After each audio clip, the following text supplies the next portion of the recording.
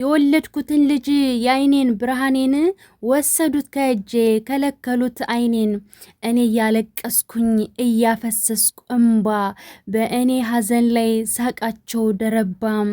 እነሱ ይስቃሉ ልቤ እያረረ አላየንም ብለው ደግሞ ተሳለቁ። እንደዚህ ይጨከናል ሰው የለም ወይ ያቁም።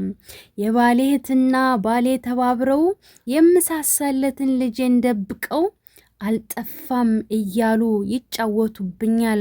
የእናትን ስቃይ ማን ይሰማኛል? የሕፃኑን ድምፅ ያንን የኔን ልዑል ከቅፌ ነጥቀው ልቤን ያቆስል። የሰው ጭካኔ ግን ወሰን የለውም ወይ? የእናትን ሰቆቃ የፈጠራ ያይም ወይ? የእናትን ሰቆቃ የፈጠራ ያይም ወይ? ፈጣሪ ያያል አይቀርም በከንቱ የእናትን እንባ ይመልሳል በወቅቱ። ልጄን አግኝቼ እቅፌ ውስጥ እስከምስመው ይህንን በደልሽ አምላክ ይበቀለው።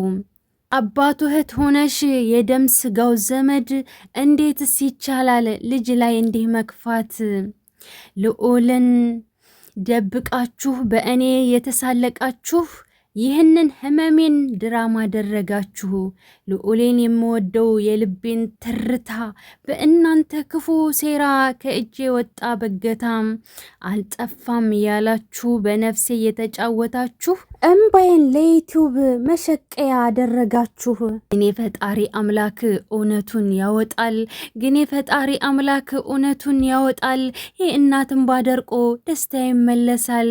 ልጄ የትም አይቀርም ወደ እናቱ ይመጣል።